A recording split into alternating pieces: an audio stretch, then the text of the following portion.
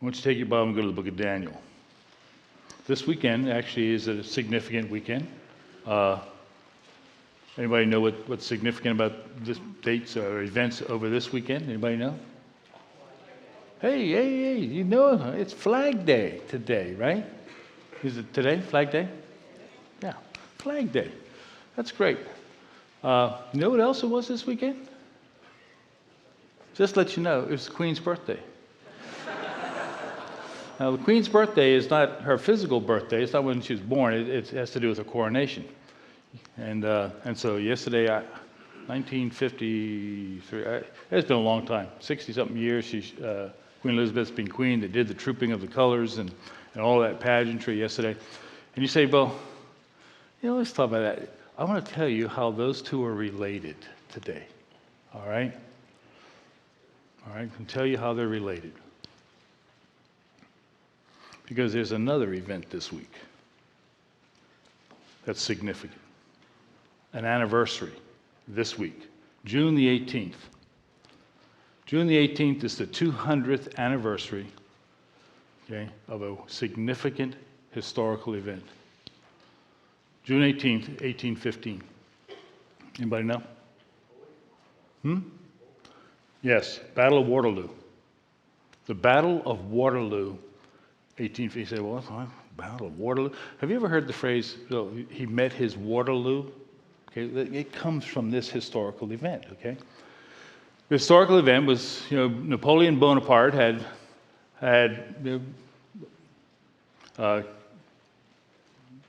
marching throughout Europe, was actually defeated, and was placed in exile, but came back from exile, reconstituted his army, reconstituted his forces, and again was in a process of claiming Europe. The Battle of Waterloo was the major defeat of Napoleon that ended his career, that ends up he's in exile. And the things that flow from Waterloo are tremendous. Now here's what I want you to know, okay? The other significant character at the Battle of Waterloo, his name was, anybody know? The Duke of Wellington. Now, I have a book that I like to pull off my shelf occasionally. It's a little thick. It's called What If? What If? Side note, one of the dumbest questions that I'm hearing in this political campaign is this. If you knew 13 years ago what we know now, would you have done that? Well, that's the dumbest question. If I'd have known American Pharaoh was going to win the Triple Crown, I would have bet a whole ton of money. How dumb is that question? All right. What If, all right? What If is a book that looks at major historical events and then gives you a synopsis of those events, and then historians ponder, what if the outcome was different? What would be the result? Okay? And one of those events is Battle of Waterloo. And so here's something to ponder. The Duke of Wellington was actually offered another commission to lead and become the general commander of British forces. You know where? Here, in America. Remember, the War of 1812, the idea of recapturing the colonies? Okay? Wellington said he would rather face Napoleon in Europe. Many consider Wellington probably one of the greatest military geniuses of his time. So here, I want you to know this. If Wellington had come to America, you wouldn't have Flag Day. You would have had the Queen's birthday, okay? All right? Yeah. One of the other significant historical events is if Napoleon had won the war, we'd all be speaking French. Okay? But the outcomes of that difference, you realize that if Napoleon had won that war, there would have been no World War I, no World War II, because there would have been no unification of Germany. The dominoes, okay, of history. And that's, when we come to Daniel, that's what I want you to understand this morning, okay? Last week we talked about, from Esther, providence. And we looked at providence, and we looked at it with regards to personal life and details. And when you come to the book of Daniel, I want you to see it on a larger scale, okay? And we want to look at it in terms of history. Now, the book of Daniel is, for us, we tend to think of Daniel as, well, that's a book about prophecy. That's a book about lots of details and all the things that are going to happen. Here's something worthy of note. Number one, that the book of Daniel in the English canon, the way our Bible is arranged, is placed with the prophets because of its prophetic nature. In the Hebrew canon, it's not in the prophets. Okay? In the Hebrew canon, it's put with a collection called the writings. Okay? And the writings are Ezra, Nehemiah, 1st, 2nd Chronicles, Ruth. Okay? It's put in a different collection, okay, in the arrangement of the Hebrew canon. And one of the reasons for that is the Hebrew canon was arranged in this way to place it in recognition for its wisdom. How Daniel tells us to live in the times and understand the times in which we live, to live wisely. Okay? Now we take it, we look at all the apocalyptic nature of it and put it in the prophets. And you really could marry those two things together, because as we live in time and we look and see what God is unfolding and doing in history, and that's what we're going to be doing this morning, it's really an instruction to say, well, how do we live wisely in light of what God is doing in history? Okay? And so we're going to, I told you over the last couple of weeks, we're looking at a book a week, but we're going to take a break today. Today's the last for the summer. As we did Ezra, Nehemiah, Esther, and said Daniel, kind of characters, interesting characters. We could do a lot from character studies. Our purpose is not to do that this morning out of Daniel. But I will come back in July for the summer, just to look at some prophetic themes. And so we will look at some of the things in Daniel with regards to the prophetic themes, okay, in the course of the summer. But for you this morning, I want us to see Daniel in a different way. I want to see it as a book that gives us wisdom about history. Wisdom about history. Henry Ford, the guy the car and the automated production line, his famous line is this: history is more or less bunk. It's tradition. And we don't want tradition, we want to live in the present. And the only history that is worth a tinker's dam is the history that we make today. Now, he may have been good at cars and he may have been good at production lines, but when he makes a statement like that, he doesn't display wisdom, he displays folly and foolishness. Okay? It's not that it's bunk, it's not traditional. Okay, it's much more than that. So other men of, say, wisdom have said things like this: to comprehend modern times well, it is necessary to comprehend ancient times well. Montesquieu said that. You say, well, who's he? Do you like the idea of the separation of powers? Within the framework of the country here? Well, that's his idea. Okay? Pretty smart guy. All right? Goethe said this. He said, he who cannot draw on 3,000 years is living hand to mouth. If you don't understand the past, you'll starve in the future, present. And Churchill, of course we have to have Churchill, the longer you look backwards, the further you can see forward. Churchill was a student of history. Ted Hughes, a Nobel laureate poet, put it this way: the decay of libraries, and libraries includes history, is the Alzheimer's in the nation's brain. I love that one. Okay? And unfortunately, we live in a time where we have national Alzheimer's.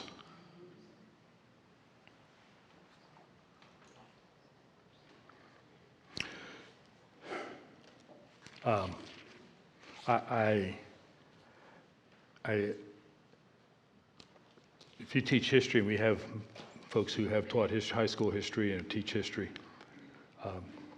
I talked to one between services who twice this year was called into the office for how he was teaching history. Not easy in today's times. Okay. I shared with you last week a rather long quote and from Carl Henry on providence. I like Carl Henry. He was a brilliant thinker and 20th century theologian. Some would say, well, that makes him a modern in his thinking and not really relevant. No, he's relevant. Okay? And he writes in big words. That's not why I like him. I just have to use a dictionary at times. But let me share with you another quote from Carl Henry. The Christian assessment of history is therefore grounded in a worldview unshaken in its confidence in a supernatural creator of all, who has revealed his almighty will and purpose, and is the providential sustainer of and ruler of men and nations. Biblical theism, and when we talked about worldview a while back, this is the idea that what we use, and it's just not theism. Biblical theism insists on God's providential activity, not just in particular history, what we talked about last week, but in universal history, an outworking of his sovereign purpose in history as a totality that includes the special redemption events by which he achieves the divine salvation of penitent sinners. And with that, he says the Bible then recognizes two tracks of history, one secular and the other redemptive. Sometimes conflicting, sometimes overlapping, sometimes concurring, and yet each related in different ways to the one sovereign purpose of God. Unfolding events nonetheless find their true center in the redemptive purpose of God, decisively unveiled in Jesus Christ, even as the final goal of the gospel lies in Christ's final triumph and approaching judgment of the earth. Now, that's a lot of words, but it captures the book of Daniel. Okay? It captures the book of Daniel. Daniel chapter 1, as we work through very, very quickly an overview of some things of Daniel. Okay? Daniel chapter 1 sets at least the stage for Daniel. Daniel is a young man who was carried off, and we've talked about the captivity from Jerusalem to Babylon. There were a number of deportations even prior to the final destruction of Jerusalem. Daniel probably and some of his friends, young men, were carried off into Babylon. That was their policy. They took princes, they took nobles first, and tried to bring them to the place, the capital, to re-educate them. And so Daniel chapter 1, and certainly there's a lot in Daniel chapter 1 about Daniel and his character, the type of individual he was that we could listen to. Daniel, though, is described as a man of wisdom. He becomes a man of wisdom. And when he uses the idea of wisdom, don't think of it as, well, he's just a wise guy who knows how to do it. Wisdom is more than that. Wisdom is one who is able to discern the times in which he lives and is able to speak to the times that are yet to come, who understands and has discernment over mysteries, okay, the unknown. And so in Babylon, there were many who would have been known as wise men, okay? And Daniel becomes known as a wise man. And certainly from a biblical point of view, the idea of having wisdom from the scriptures is sometimes receiving from God information and communicating that. Okay? Daniel chapter 2 then sets the stage for how we see Daniel as a man of wisdom. And it really then sets the course for this idea of history through the book of Daniel. Nebuchadnezzar is the king. And Nebuchadnezzar has a dream. And it's a very disturbing dream. In this dream, it is so disturbing, he calls the next day and he says, man, I want you to decipher this dream for me. But you know, he's no fool. If you're called to the king and you say, tell me what this dream means, you never know whether you're going to get the truth or not, because obviously it's a king who's asking, and I got to give him something or I'm going to lose my head. But Nebuchadnezzar said, nah, I'm not going to accept any answer. So he made it more difficult. What he said was, guys, come here. I had a dream last night.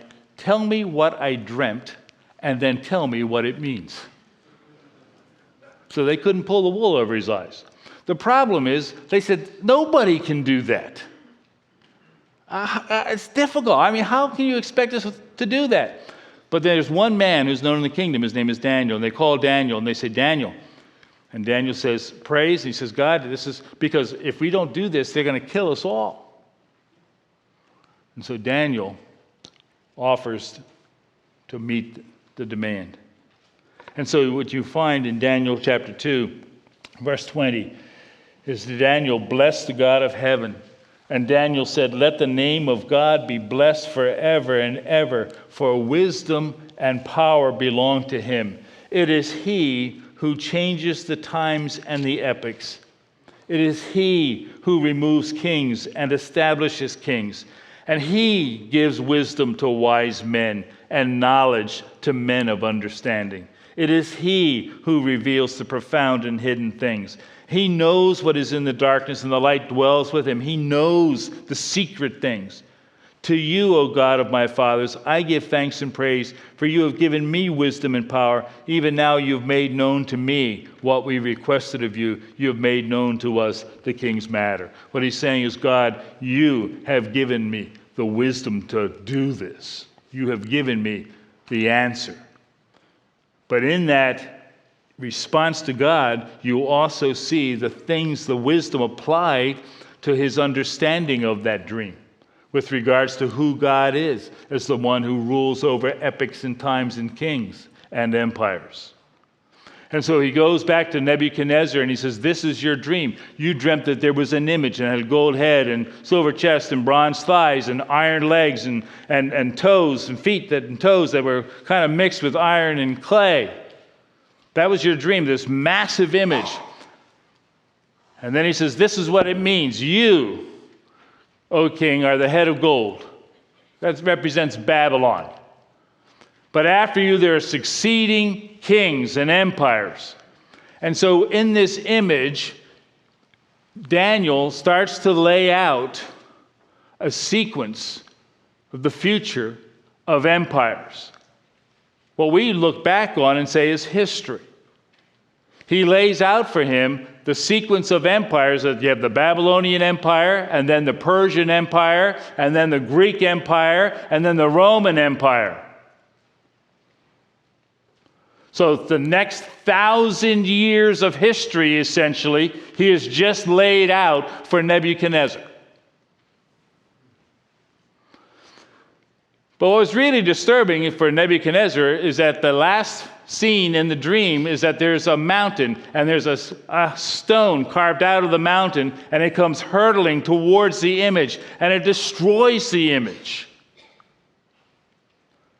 What is that? And Daniel identifies that as the kingdom of heaven. Verse 44 of chapter 2.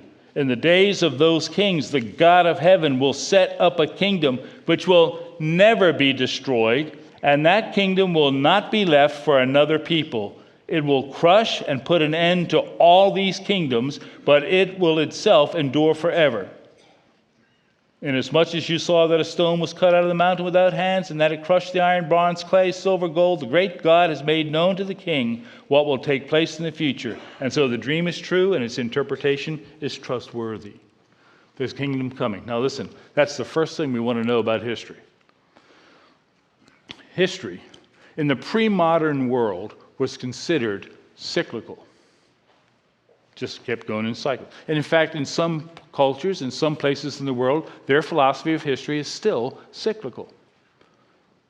When the scriptures come, the scriptures teach that the history is not cyclical. History is linear. It's moving on a line. So it is linear, but it is also, and here's another word, teleological. Teleological means it is linear, but there's an end point. And that end point is an end of design. So God is moving history along a line to a desired and purposeful and planned end. In Daniel chapter 2, along that linear line is Babylon, Persia, Greece, Rome, but the end of the line is a kingdom that God says he will establish and there'll be no end. So history is moving to the kingdom that God establishes. And that's our view of history. It's linear, it's teleological. God orders events in history to accomplish that teleological, that end purpose. It doesn't negate human or moral responsibility, but God moves all of history to that end. And that's what you see throughout the book of Daniel. Now, Nebuchadnezzar's response to this isn't the greatest response. He says, okay, let's set up a big statue. And that's what you see in chapter 3. Chapter 3 is the story of Shadrach, Meshach, and Abednego in the fiery furnace. And we're not going to spend time in chapter 3. Chapter 4, and because of that, God says, hey, I got a lesson for you, Nebuchadnezzar. And it's another lesson with regards to who is really the sovereign, who really is the king. It's another dream that he has, and Daniel interprets that dream, but he makes it very, very clear about who's in control. And at the end of the experience that Nebuchadnezzar has in response to that, Nebuchadnezzar says this in chapter 4, verse 34. I, Nebuchadnezzar, raised my eyes toward heaven. My reason returned to me. I blessed the Most High. And this is what I said. His dominion is an everlasting dominion. His kingdom endures from generation to generation. And all the inhabitants of the earth are accounted as nothing. He does according to his will in the host of heaven and among the inhabitants of earth. He takes care of all things in heaven and all things on earth. And no one can ward off his hand. And by the way, you can't say to him, what have you done? Now, as we work through Daniel, there are a couple of other interesting things about Daniel. Daniel in the book is not sequential or chronological, okay? So when you go from Daniel 1 to Daniel 12, it is not one pure sequence or chronological event. That's not what takes place in the book of Daniel. It's not the purpose of it. The other interesting feature of Daniel, and we'll just make a note of this, is that a large portion of Daniel is not in Hebrew. It's actually in Aramaic. One of the largest sections of the Bible, okay, in this way. And so you see that in the book of Daniel, okay? All right, I say that before you get to chapter 5, because chapter 5 deals with the son, one who follows after Nebuchadnezzar. His name's Belshazzar. And Belshazzar doesn't learn anything from his father. And while he's having a party one night, the fingers of a man's hand emerged and began writing opposite the lampstand on the plaster of the wall of the king's palace. And the king saw the back of the hand and did the writing. So listen, we live in a time where there are a lot of expressions where people have no idea where they come from. Okay? And here's one to help you out. The handwriting's on the wall. This is where it comes from. Okay? The handwriting's on the wall. And Belshazzar scared to death. Hey, I would be too. Okay? His face grew pale, his thoughts alarmed him, his hip joints went slack, and knees began knocking together. I love the way Daniel writes that. And he calls all the way in and says, hey, what's going on? And they say, we don't know. But we know there's somebody who does. His name's Daniel. So they call Daniel in. And Daniel gives Belshazzar a history lesson regarding who he was and who Nebuchadnezzar was and what happened to Nebuchadnezzar. And he says, listen, Belshazzar, You haven't learned from that. Verse 22. Yet you, his son Belshazzar, have not humbled your heart, even though you knew all this, but you've exalted yourself against the Lord of heaven, and they've brought the vessels of his house before you, and you and your nobles, your wives, your concubines have been drinking wine from them. You've been drinking out of those vessels, those things which were set apart for the house of God, the temple in Jerusalem. And you've praised the gods of silver and gold and bronze and iron and wood and stone, which don't see, don't hear, don't understand. But listen, but the God in whose hand are your life breath and all your ways. He gave him a lesson on God's sovereignty and God's providence right there. Your life and your ways are in the hand of God. Even though you haven't glorified him. And the hand was sent from him, and the inscription was written out. And this is the inscription that was written out, many, many tekel upharsin. And this is the interpretation of the message, many. God has numbered your kingdom and put an end to it. Now listen, stop right there, okay? The idea of numbering. One of the things that you see throughout the book of Daniel is this idea of numbering. There are a book of numbers, all kinds of numbers. The idea of numbering says that there's a time frame that God is operating under. Okay? So your days are numbered. Okay? There's a time frame. What you'll see a little bit later, we'll turn to Daniel chapter 9, a very important passage, and it says 70 weeks have been determined. 70 weeks have been decreed. You start seeing 1,230 days or 1,260 days, and then you start seeing a time and a half, and you start to see references to time, specific orders of time. And what I learned from that is that God is marking the time of history. He doesn't just order events, he orders the events at particular times. There's no mistake in the times. Let me tell you a little bit, and we'll finish this off. Look, your kingdom has been divided, given over to the Medes and Persians. And Belshazzar gave orders and said, hey, get ready. And that night, their kingdom came to an end. Now, let me help you with times. A little later in Daniel chapter 9, Daniel is reading the book of Jeremiah. He's reading from Jeremiah. And as he's reading Jeremiah, he sees in the prophet what God has said is that the people will be in exile 70 years. God has marked out the 70 years of exile. And he's looking at that and figuring out counting time. And he says, hey, guess what? 70 years are up.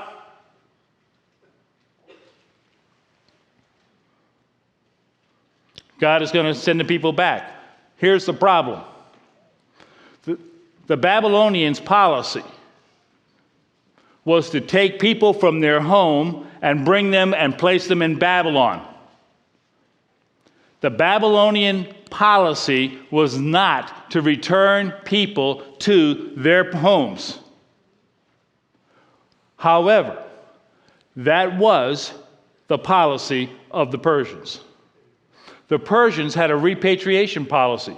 They would take all these peoples who had been displaced and send them back to their homes. All the people that the Babylonians had taken and put in Babylon, the Persians would say, you go back to your place.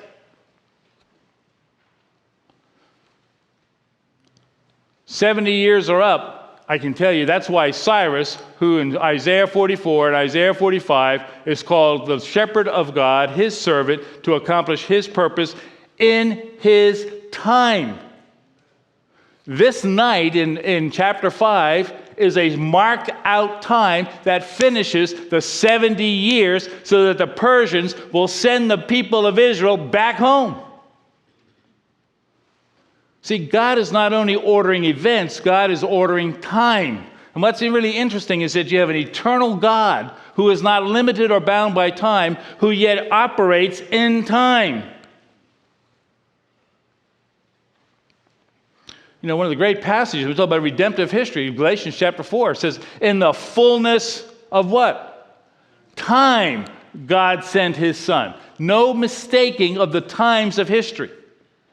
1776 is a great year you celebrate. There is no difference. There's no difference. The time was the exact right time. Okay? The times of history are ordered by God, not just the events. Daniel chapter 7, he has visions again, and this time it's also, by the way, Daniel 6 is Daniel in the lion's den. The king there is Darius the Mede, the Persians. Then you come to chapter 7 and you're back to Belshazzar, and he has a vision again. He has visions of creatures. And he says, what does this mean?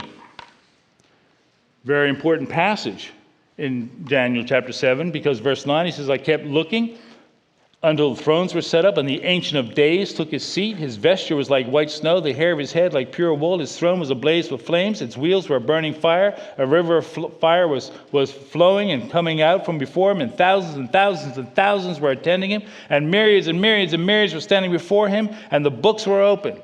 And I kept looking, verse 13. I kept looking in these visions, and behold, with the clouds of heaven, one like a son of man was coming. In the clouds. This is where you see this in the Gospels. It comes from Daniel chapter 7, referring to Christ himself.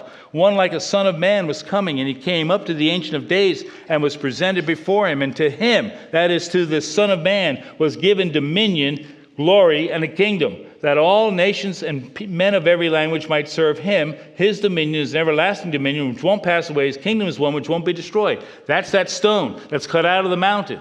God is moving history redemptively through Christ Jesus to accomplish his purpose in establishing his kingdom. And his kingdom doesn't come to an end. It's not numbered by days. It is a day or a kingdom that lasts forever. And he describes these beasts.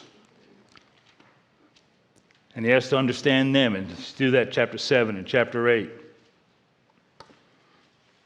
Chapter 9 we've alluded to already with regards to the prayer, but I want you to come to a very important section of chapter 9. I've alluded to it already, and we'll come back to this sometime this summer. Very specific. Verse 24, 70 weeks. 70 weeks, so weeks of years. 70 weeks of years have been decreed for your people and your holy city to finish the transgression, to make an end of sin, to make atonement for iniquity, to bring in everlasting righteousness, to seal up vision and prophecy, to anoint the most holy place. So you are to know and discern that from the issuing of a decree to restore and rebuild Jerusalem. Remember Nehemiah? Artaxerxes? Go back. Here it is. From the time of the decree. Okay? From that time, from the issuing of that decree to restore and rebuild Jerusalem until Messiah the Prince will be 7 weeks and 62 weeks. You can count the years between the decree of Artaxerxes and the coming of the Messiah. See, God orders times as well as events. It will be built again with plows and mowed even in times of stress, and after the 62 weeks the Messiah will be cut off, have nothing, and the people of the princes to come will destroy the city, and we'll come back to that. But here's what I want you to see in the beginning of this. Carl Henry talks about redemptive history. There's secular history and redemptive history. Sometimes conflicting, sometimes overlapping, sometimes concurring. Okay? But it all comes down to redemptive history. And right here in this passage is the center part of redemption. He is coming to deal with sin. See? Before there's a kingdom, he has to redeem a people. And so what you find in this prophecy of Daniel is that the Messiah is coming, that sin, to finish the transgression, to make an end of sin, to make atonement for iniquity, to bring in righteousness. That Messiah comes to deal with sin, to redeem people, then a kingdom. And so all of history, and I use the term secular, you know what? Rick's from China, and there was stuff happening in China at that time. And I look at it and say, well, that's secular history. Okay, what's happening in China, and then redemptively here in Israel, and what God is doing to bring a Messiah. It may seem totally separate, secular over there in China and redemptive here in what Christ is doing in Israel and through the Romans.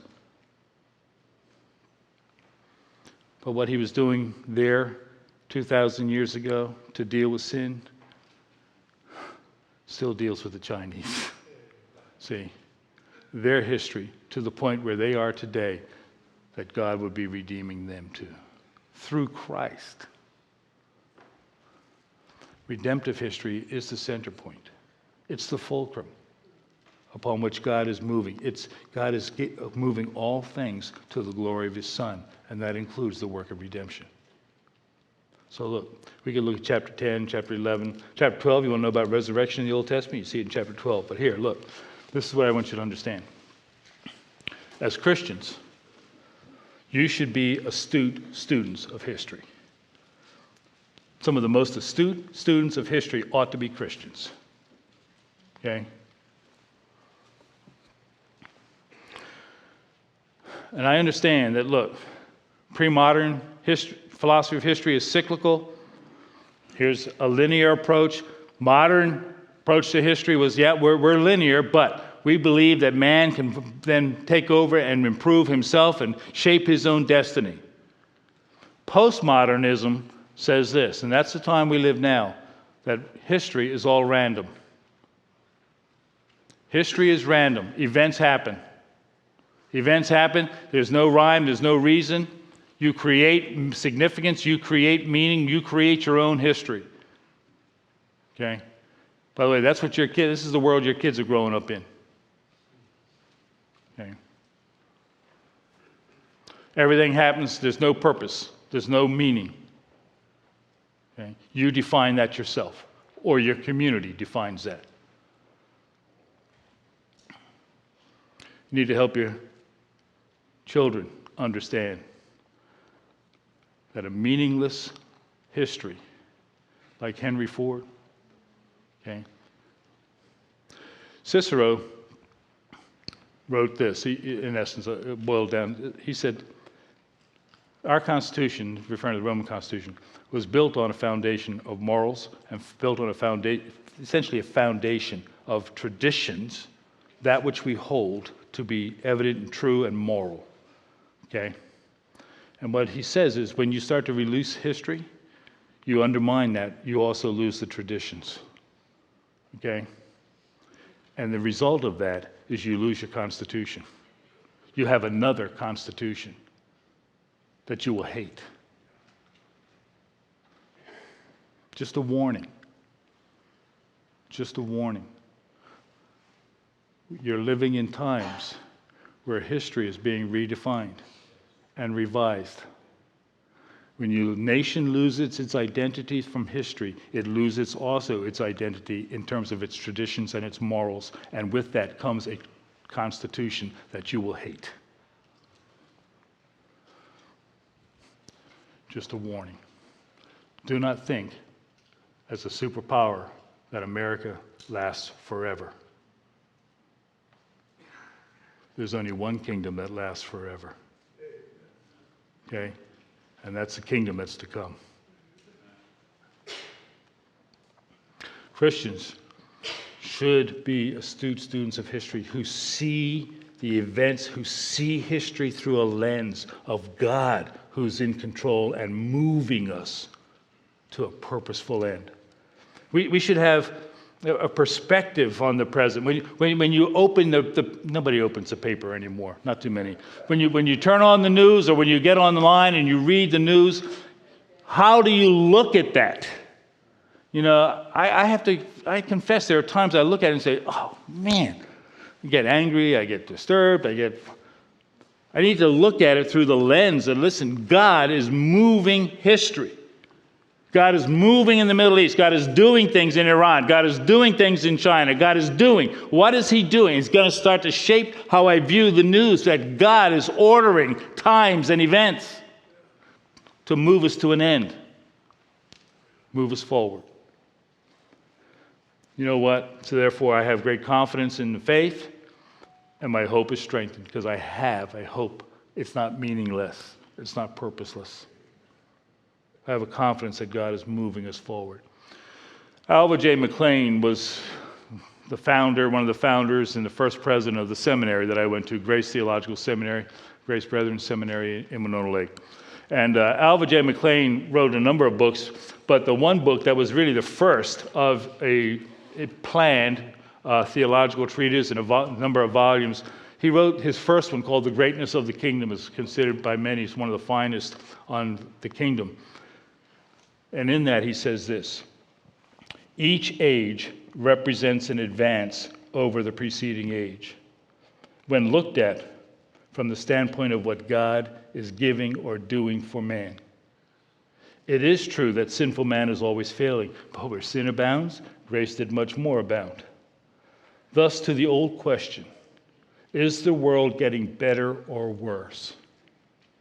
From one standpoint, we might answer, the age is really getting worse. But the course of history, by the grace of God, is moving forward. God is history's maker. He's the God of the past, the God of the now, and the God of the present. That's what we sang about this morning. See?